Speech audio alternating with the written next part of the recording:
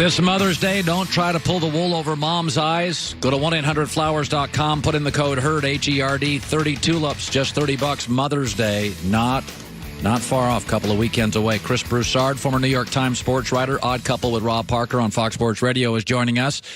Okay, I'll just give you my take and you can react to it. The Rockets have added several layers of manipulation to their offensive game, and veteran NBA officials are not going to have it controlling the playoffs. And I thought the officials over the weekend took back a little of their own territory, and James Harden doesn't like it. Yeah, I'm generally with you. And first of all, the one player that should not be complaining about getting calls or not getting calls is James Harden. He gets more calls than any player. That's well documented. But I think that Houston's focus is off. Now, if Mike D'Antoni is publicly complaining about the officiating, but privately talking to his team about what we need to do better, I'm good with that. You're planting the seed, you know, a la Phil Jackson, a la Pat Riley, trying to get in the officials' heads for game 2. But Mike's history suggests he may really be like, it was just the officiating. We just got to do the same exact thing we did in game 1, and we get a better whistle and we'll win. And that's not going to cut it. I think the reports have come out that Houston, you know, did studies on last year's series about how it was officiated and how Golden State, you know, does, you know, land in quote-unquote landing spots on three-point shots.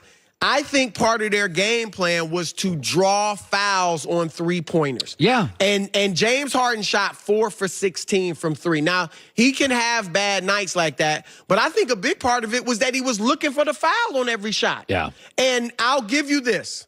I do think in the first half, Clay, there were a few times that where one Clay, there, yeah, that one there I thought was a foul. Right, where Clay definitely got in the landing spot. Yes. But the last play of the game, that one with Harden, first of all, Harden jumps forward, then he jackknifes, puts his legs up to draw the foul.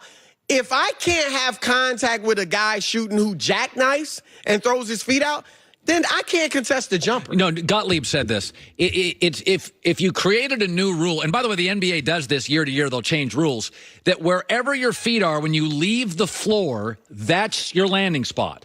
If you manipulate your legs, we're not increasing your radius. Thank you. Because Thank you. what Harden's doing, he's trying to increase the radius in which and it's like, no. Defensive players have rights too. They have a landing spot too. Yes. There's no question. So, yeah. And look, Houston, look in the mirror.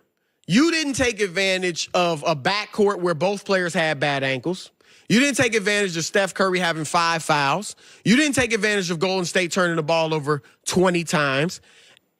P.J. Tucker had 0 points. Clint Capella had 4. Yeah. I think they combined, he had maybe 6 rebounds, Capella. Yeah. And so you also went to the line for all your complaining 29 times, which is 5 more than you went during the regular season.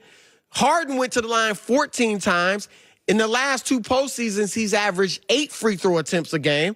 So what are you complaining about? You got there almost twice as much as you usually do in the playoffs. So just man up, play the game, and win. Take it from the champs. So, you know, and I hear the reality is Golden State has something that is really hard to neutralize. I do believe Harden has had a series of bad playoff games over the last 3 years. He's disappeared in games.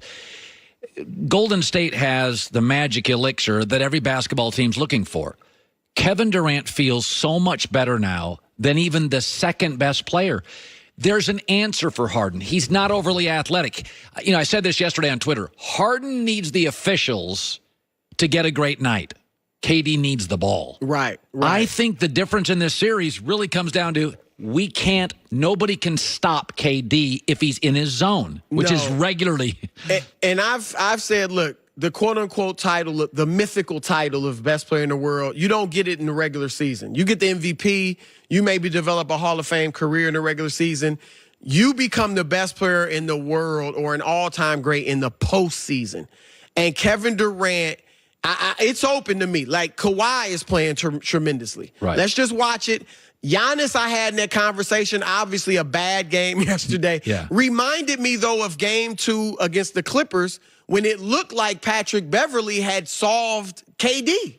KD came out with a huge answer, and the rest is history. let's see if Giannis can answer Al Horford. But to your point about KD, this is an overstatement, I'll admit. But he's like the perfect basketball player. Like, he's 7 feet tall. His outside of Giannis, he's the longest player in the league. Right. But he's also one of the greatest shooters we've ever seen. Top 3 ever, top 4 He can ever. handle, get by you, finish at the rim, defend. He's a good passer. He can play in any system. He has that advantage over LeBron. You know, Steve Kerr said this yesterday. There's nothing like him. Like, when Kareem came into the league, I can remember as a kid, Kareem was so dominant that when he went to UCLA, now UCLA was a basketball power.